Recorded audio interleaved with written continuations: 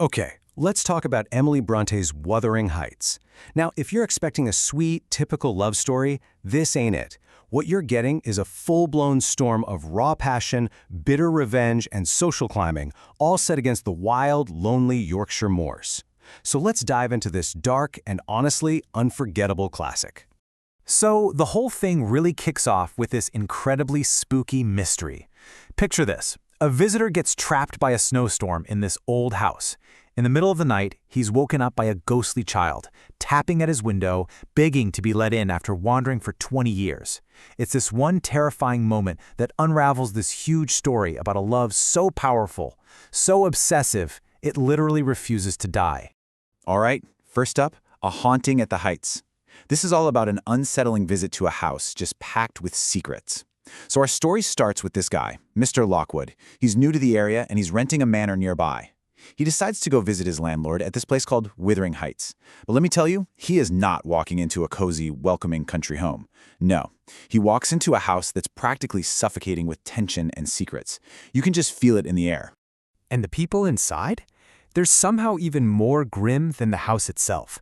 You've got his landlord, Heathcliff, who is just cold and hostile. Then there's this young woman, Kathy, who's obviously completely miserable, and a rough-around-the-edges young guy named Hareton, and you can't tell if he's a servant or part of the family. The whole vibe is just completely off. It feels deeply, deeply wrong. Now, you really have to understand this tale of two houses to get the book. On one side, you've got Wuthering Heights. It's harsh, tense, filled with resentment. It's all raw, wild emotion. And then you have Thrushcross Grange. That's the place Lockwood's renting. It's the total opposite. Elegant, refined, all about polite society. These two houses, they're not just settings. They're basically the battlegrounds for the entire story. So, next section, Two Souls on the Moors. We're about to travel back 30 years to a pretty wild childhood. You see, to explain how everything got so messed up, Lockwood's housekeeper, a woman named Nellie Dean, she decides to tell him the whole backstory, and she takes us right along with him, all the way back to the beginning, to the family that first lived at Wuthering Heights.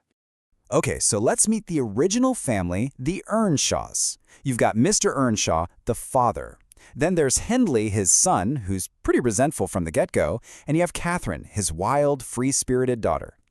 Their entire world gets turned upside down when one day Mr. Earnshaw comes home from a trip with a mysterious orphan boy he found on the streets. He names him Heathcliff. And this is where it all starts. While the son, Hindley, absolutely hates Heathcliff from day one, Catherine forms this immediate, incredibly powerful bond with him. And we're not just talking about friendship here. It's this deep, almost spiritual connection. They genuinely see themselves as two parts of a single soul. They're these two wild kids running free on the moors, and this intense, elemental bond they form, it becomes the engine that drives the entire rest of the story. Which brings us to our next part, a love divided by class. And this is where a fateful decision changes absolutely everything. You see, their wild childhood gets a serious reality check when they run into the folks living at Thrushcross Grange, the wealthy, sophisticated Linton family. And suddenly, this introduces a whole new, powerful idea into Catherine's world, the appeal of money and social status.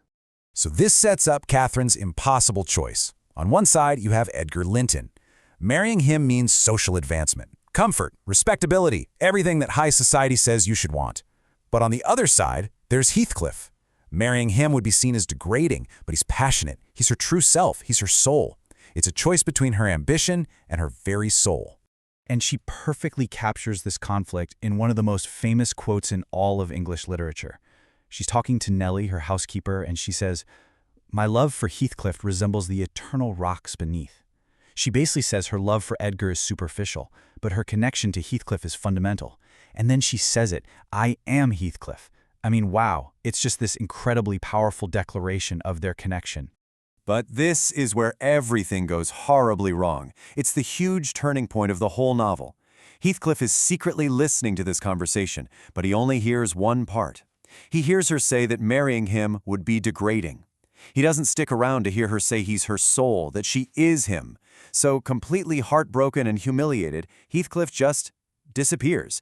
He flees Wuthering Heights that night without another word. Okay, so moving on to Heathcliff's terrible revenge.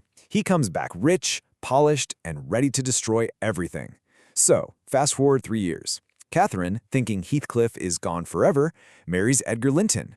And then, one day, Heathcliff just shows up again. He's totally transformed. He's wealthy now, he's educated, he looks like a gentleman, but don't let that fool you. Underneath it all, his pain has curdled into this cold, calculated plan for revenge. And his plan is just brutal and methodical. Let's break it down.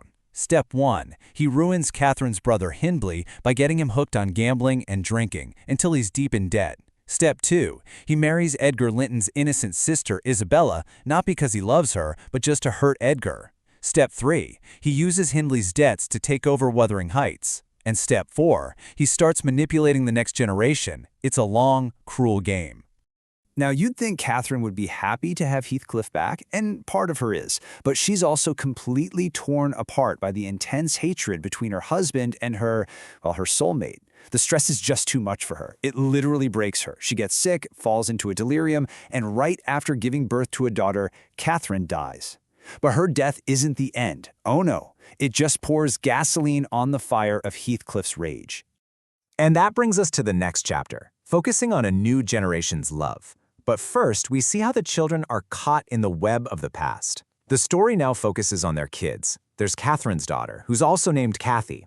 There's Heathcliff's weak, sickly son, Linton. And there's Hindley's son, Hareton. But these kids have no chance of a normal life. They're basically just pawns in Heathcliff's twisted, ongoing game of revenge. And this is where you can really see the contrast between the two generations. The love between the first generation, Catherine and Heathcliff, it was like a destructive wildfire, all obsessive passion, fueled by pride and revenge, and it just ended in tragedy. But the love that eventually develops between the second generation, young Cathy and Hareton, it's completely different. It's patient, it's healing, it's built on forgiveness and helping each other grow, and it leads to a hopeful new beginning. But before we can get to that hopeful part, Heathcliff has one last monstrous move to play. He actually kidnaps the young Cathy and forces her to marry his own dying son, Linton. It's an absolutely cruel act, but it's also a brilliant legal maneuver. Because once they're married and Linton dies, Heathcliff will legally inherit everything, both Wuthering Heights and Thrushcross Grange. At this point, his revenge is finally complete. All right, so now we get to breaking the cycle of hate, where revenge proves to be hollow and a new love finally blossoms. So, Heathcliff won. He has it all. He owns both properties, he's destroyed his enemies. But does it make him happy? Not at all. His victory feels completely empty. It brings him zero peace. And it's in that emptiness that something new and unexpected finally has a chance to grow.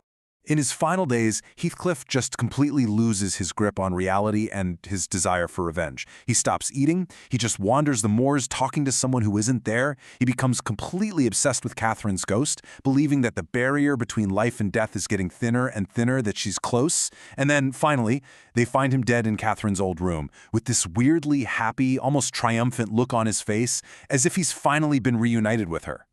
With Heathcliff gone, it's like this huge, dark cloud that's been hanging over Wuthering Heights for decades finally lifts. And in the quiet aftermath, a gentle love starts to grow between young Cathy and Hareton. I mean, this is the girl who used to make fun of him because he couldn't read. Now she's patiently teaching him. It's a relationship built on kindness and forgiveness, and it really is the thing that finally breaks that vicious cycle of hate. So the whole epic story ends with Cathy and Hareton planning to get married. They represent a new beginning, a chance to finally break free from the darkness of the past. And it leaves us with this one big, powerful question to think about. Can one generation's love, something built on true kindness and forgiveness, actually redeem all the hatred that came before it? It's a lot to think about.